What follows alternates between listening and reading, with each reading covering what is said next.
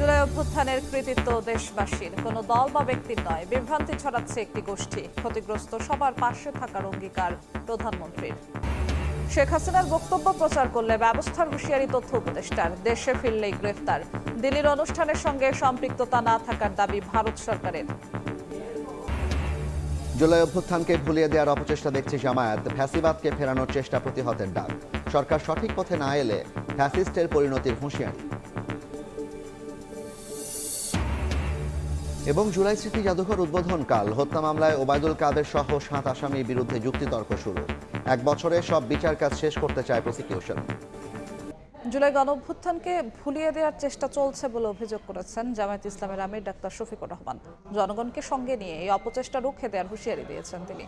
এদিকে দলটির secretary general মিয়া গোলাম পরোয়ার বলেছেন, কেউ যদি পুরনো ফ্যাসিবাদকে ফিরিয়ে আনতে চায় তাকে জনগণই প্রতিহত করবে। আয়নাঘরে ডাক্তার শফিকুর রহমান সহ জামায়াতের শীর্ষ নেতারা। তবে এটি আসল বন্দিশালা নয়, প্রতীকী। মঙ্গলবার জাতীয় জাদুঘরে জুলাই জাগরণ ডকুফিল্ম প্রতিযোগিতা ও প্রদর্শনীর আয়োজন করে ইসলামী ছাত্র শিবির। সেখানেই তুলে ধরা হয় ফ্যাসিবাদী আমলের নানা নির্যাতন নিপীড়নের স্মৃতি আর অভ্যুত্থানের ঘটনা প্রবাহ। অনুষ্ঠানে অভ্যুত্থানের নানা অভিজ্ঞতা তুলে ধরে বক্তারা বলেন, বৈষম্য বিলোপের যে আকাঙ্ক্ষা জনগণকে ফ্যাসিবাদের বিরুদ্ধে দাঁড় করিয়েছিল তা পূরণ করতে হবে। জামায়াত আমির হুঁশিয়ারি দেন, সরকার সঠিক পথে না এলে অতীতের ফ্যাসিস্টের মতো পরিণতি ভোগ করবে।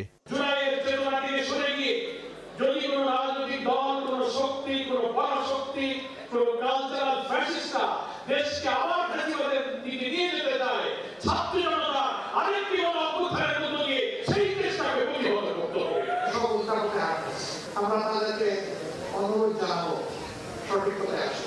সঠিক পথে না আসলে এই জাতি অতীতে যাদেরকে সঠিক পথে এনেছে আপনাদেরকেও সঠিক পথে আসতে তারা বাধ্য করবে, অথবা অতীতে ফ্যাসিস্টদের যে পরিণতি হয়েছে সেই পরিণতি আপনাদেরকে ভোগ করবে।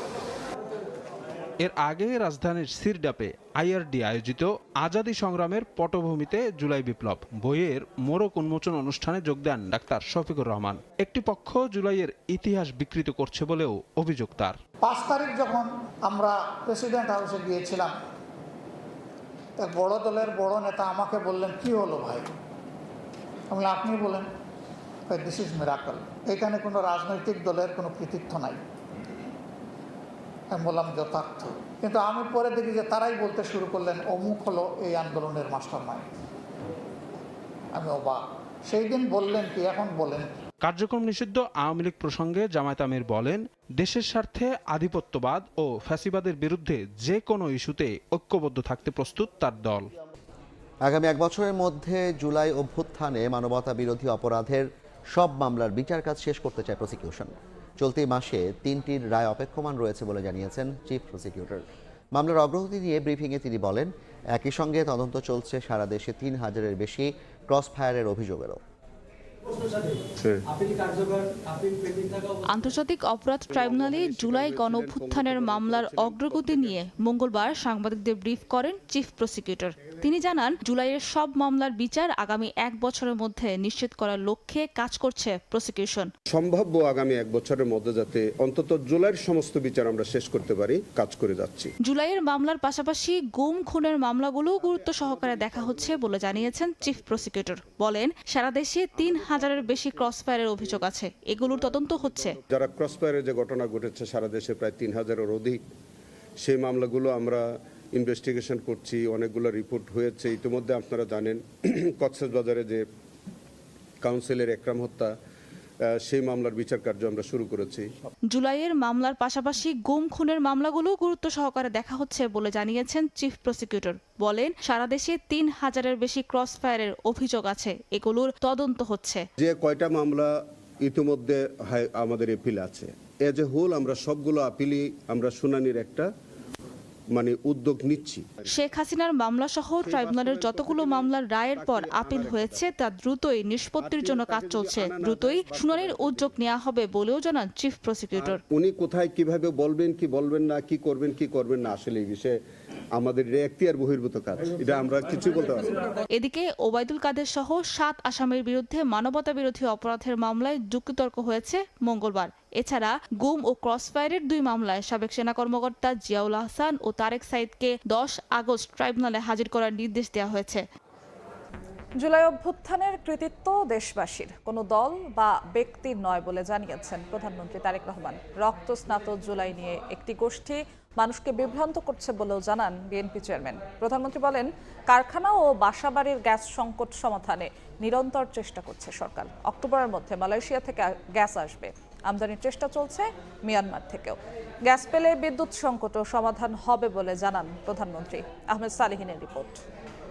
সবাইকে যারা সম্মানিত অতিথি। ফ্যাসিবাদী শাসনের বিরুদ্ধে দীর্ঘ 17 বছরের লড়াই, রাজপথের আন্দোলন দাবানলের মতো ছড়িয়ে পড়ে 24 জুলাই। ছাত্র জনতার আন্দোলনে পতন হয় ফ্যাসিস্ট সরকারের। সেই জুলাই স্মরণে যুগপৎ আন্দোলনের শরিকদের সঙ্গে নিয়ে আলোচনা সভার আয়োজন করে বিএনপি। রাজধানীর খামারবাড়ির কৃষিবিদ ইনস্টিটিউশন মিলনায়তনে অনুষ্ঠানে অংশ নেন প্রধানমন্ত্রী ও বিএনপি চেয়ারম্যান তারেক রহমান। জাতীয় নেতৃবৃন্দ, জুলাই অভ্যুত্থান প্রসঙ্গে সরকার প্রধান বলেন, জুলাই কোনো ব্যক্তি বা দলের একার নয়, এর সাফল্য পুরোটাই জনগণের। জুলাই আন্দোলন আমরা দেখেছি বিভিন্ন সময় মানুষকে বিভ্রান্ত করার জন্য বিভিন্ন জন বিভিন্ন কথা বলেছে। আমরা আমাদের অবস্থান থেকে পরিষ্কারভাবে সাফ বলে দিয়েছি, এই জুলাই আন্দোলনের সফলতার ক্রেডিট এই দেশের সর্বস্তরের জনগণের। এটি কোনো একক ব্যক্তি, একক কোনো দল, রাজনৈতিক দলের এটি কোনো ক্রেডিট নয়। জুলাই আগস্টে যে সফলতা এসছে, এটিও একইভাবে জনগণ যখন সম্পূর্ণভাবে সম্পৃক্ত হয়েছে, জনগণের সেই আন্দোলন সফল হয়েছে। অর্থাৎ জুলাই আগস্টে যে আন্দোলন, এটি ছিল সম্পূর্ণভাবে জনগণের আন্দোলন। জনগণ পরিবর্তন চেয়েছিল বলেই সেই আন্দোলন সফল হয়েছে। প্রধানমন্ত্রী বলেন, বিগত সরকার $16 বিলিয়ন লুটপাট করে পাচার করায় দেশের প্রতিটি প্রতিষ্ঠান এখন ধ্বংসের মুখে। গ্যাস, বিদ্যুৎ নিয়ে জনগণের ভোগান্তি দূর করতে সরকার নিরন্তরভাবে কাজ করছে বলেও জানান তিনি। এই মুহূর্তে জ্বালানির কথাই বলুন, গ্যাসের কথাই বলুন, এই সব ক্ষেত্রে আমরা জানি দেশের বিভিন্ন প্রান্তে বহু মানুষ এই সকল ভোগান্তি বুঝছেন, পোহাচ্ছেন। এগুলা এক্সকিউজ দেওয়ার মাধ্যমে আমরা আমাদের দায়িত্ব এড়াতে চাচ্ছি না। হ্যাঁ, সমস্যা আছে, আমরা জানি, আমরা সেই সমস্যাটাকে অ্যাড্রেস করতে চাই। গত সপ্তাহে আমি নিজে প্রাইম মিনিস্টার আনোয়ার ইব্রাহিমের সাথে ফোনে কথা বলেছি। আগামী অক্টোবরের মধ্যে তারা আমাদেরকে সেইভাবে গ্যাস দেওয়ার চেষ্টা করবে যাতে আমরা আমাদের মিল ফ্যাক্টরিগুলোতে গ্যাস সরবরাহ করতে পারি। মায়ানমার থেকে গ্যাস আনার জন্য আলোচনা এরই মধ্যে শুরু করেছে। গ্যাস কানেকশন দেওয়া যায় 3 থেকে 4 ঘন্টার মধ্যে আমরা 4000 মেগাওয়াট বিদ্যুৎ আমরা গ্রিড লাইনে সংযুক্ত করতে পারবো। জনগণকে স্বস্তি দিতে শিক্ষা, স্বাস্থ্য, অর্থনীতি ও বিনিয়োগ সহ নানা বিষয়ে সরকার পরিকল্পিতভাবে কাজ করছে বলে জানান প্রধানমন্ত্রী। জুলাই আন্দোলনে ক্ষতিগ্রস্ত সবার পাশেই সরকার থাকবে বলে অঙ্গীকার করেন তিনি। আন্দোলন হয়েছে, সংগ্রাম হয়েছে, কথা হয়েছে, তর্ক বিতর্ক হয়েছে। এখন সময় হচ্ছে দেশ পুনর্গঠন করা, এখন সময় হচ্ছে দেশকে এগিয়ে নিয়ে যাওয়া, এখন সময় হচ্ছে ধৈর্য সহকারে ঠান্ডা মাথায় যারা ষড়যন্ত্র করতে চায় তাদের ষড়যন্ত্রের প্রতি সজাগ দৃষ্টি রাখা, জনগণকে সতর্ক করা, এবং ঠিক একইভাবে আমরা যেই পরিকল্পনা জনগণের সামনে দিয়েছি, আমরা জনগণের জন্য যা করতে চাইছি, দেশকে পুনর্গঠনের জন্য আমরা যা করতে চাইছি, সেগুলো ধীরে ধীরে বাস্তবায়ন করা। বিএনপি ঘোষিত 31 দফা সংস্কার প্রস্তাব এখন জনগণের বলেও জানান সরকার প্রধান। জনগণ যায়। রাষ্ট্রকাঠামো পুনর্গঠনে অনুষ্ঠিত হলো সংবিধান সংশোধন কমিটির প্রথম বৈঠক। বিএনপি সরকার পূর্ণাঙ্গভাবে জুলাই সনদ বাস্তবায়ন করবে বলে জানিয়েছেন স্বরাষ্ট্রমন্ত্রী সালাউদ্দিন আহমদ। দুপুরে সংসদ ভবনে সংবিধান সংশোধন সম্পর্কিত বিশেষ কমিটির বৈঠকে একথা বলেন কমিটি প্রধান। রাষ্ট্রকাঠামোর গণতান্ত্রিক সংস্কারে বিশেষজ্ঞ ও পেশাজীবীদের সঙ্গেও বৈঠক হবে বলে জানান তিনি। বিশেষ কমিটিতে এখনও বিরোধী দলের অংশ নেওয়ার সুযোগ রয়েছে বলে জানান আইনমন্ত্রী। মাননীয় স্পিকার, আপনাকে ধন্যবাদ। সংশোধন না সংস্কার, এই বিতর্কের মধ্যেই 13 জুলাই সংসদে পাশ হয় 12 সদস্যের সংবিধান সংশোধন সম্পর্কিত বিশেষ কমিটি, যার প্রধান করা হয় স্বরাষ্ট্রমন্ত্রী সালাউদ্দিন আহমদকে। আইনমন্ত্রী, চিফ হুইপ সহ অন্যদের রাখা হয় কমিটিতে। তবে সংশোধনে আপত্তি জানায় বিরোধী দল। সংস্কারের দাবিতে সেদিন ওয়াকআউট করেন বিরোধী দলীয় সংসদ সদস্যরা।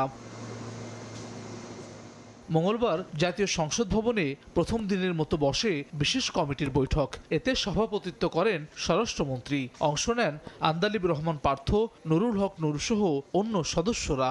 সকলের সাথে আমরা আলোচনা করব। এ সময় স্বরাষ্ট্রমন্ত্রী বলেন, জুলাই অভ্যুত্থানের শহীদ এবং আহতদের আকাঙ্ক্ষা বাস্তবায়নে সরকার জুলাই সনদ পূর্ণাঙ্গভাবে বাস্তবায়ন করবে।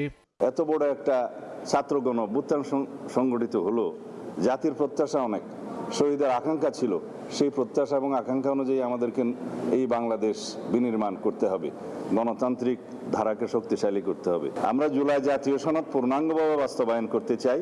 রাষ্ট্র কাঠামোর গণতান্ত্রিক সংস্কারে বিশেষজ্ঞ এবং পেশাজীবীদের সঙ্গে বিশেষ কমিটি বৈঠক করবে বলেও জানান কমিটি প্রধান। পরে আইনমন্ত্রী জানান সংস্কার প্রস্তাবগুলোকে সাংবিধানিক প্রক্রিয়ায় সংশোধন করা হবে।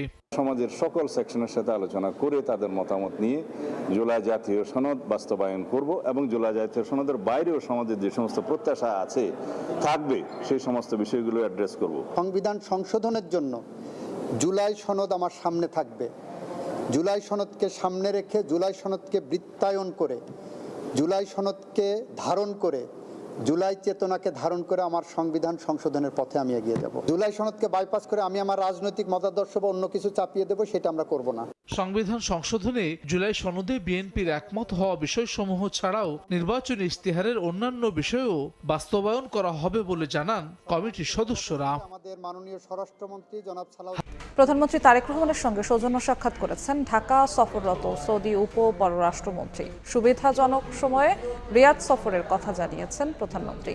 এ বৈঠক নিয়ে ব্রিফিংয়ে পররাষ্ট্র প্রতিমন্ত্রী জানান, বাংলাদেশ থেকে আরও দক্ষ জনশক্তি নিয়োগ, বিনিয়োগ ও শ্রম বাজার সম্প্রসারণে ইতিবাচক সৌদি সরকার।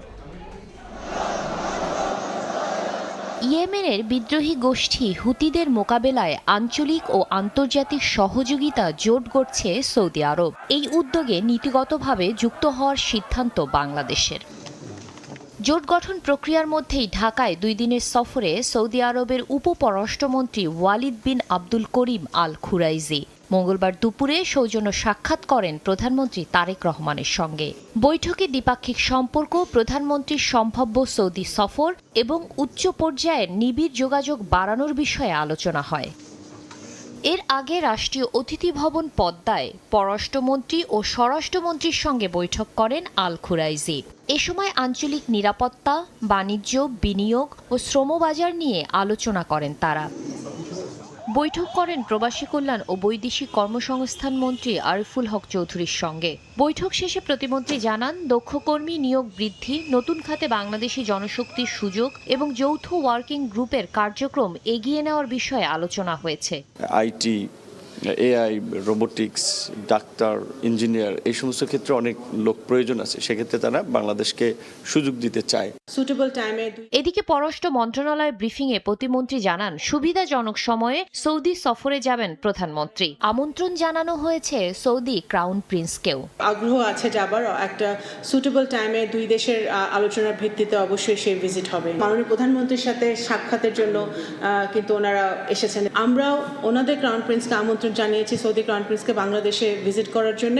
শামা ওবায়দ বলেন, কৃষি, নবায়নযোগ্য জ্বালানি, তথ্য প্রযুক্তি সহ বিভিন্ন খাতে বিনিয়োগের আগ্রহ দেখিয়েছে সৌদি আরব। ওনারা অত্যন্ত আগ্রহী এখানে বাংলাদেশে বিভিন্ন সেক্টরে বিনিয়োগ করার জন্য। সৌদিতে থাকা প্রায় 70,000 রোহিঙ্গার পাসপোর্ট ইস্যু নিষ্পত্তির পথে রয়েছে বলে জানান পররাষ্ট্র প্রতিমন্ত্রী। দেশে ফিরলেই হাসিনাকে ফাঁসির আসামি হিসেবে গ্রেপ্তার করার পর ন্যায় বিচার নিশ্চিত করবে সরকার। দুপুরে সচিবালয় সাপ্তাহিক ব্রিফিংয়ে প্রধানমন্ত্রীর তথ্য ও সম্প্রচার উপদেষ্টা আরও জানান, আদালতের নির্দেশ লঙ্ঘন করে ক্ষমতাচ্যুত শেখ হাসিনার বক্তব্য প্রচার করলেই ব্যবস্থা নেওয়া হবে।